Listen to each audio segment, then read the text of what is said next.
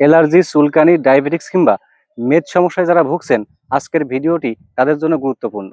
এই যে দেখছেন তেলাকুচা গাছ, এর কাঁচা ফল খুবই পুষ্টি সমৃদ্ধ। এর পাকা ফলটা ডায়াবেটিক্স রোগীদের জন্য খুবই গুরুত্বপূর্ণ।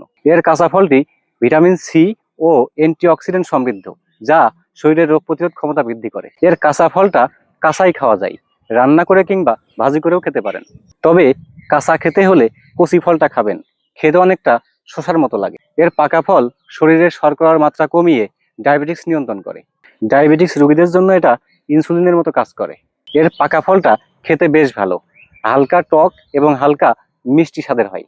তেলাকুচা ফল শরীরের মেদ কমাতে সাহায্য করে, ওজন নিয়ন্ত্রণ করে।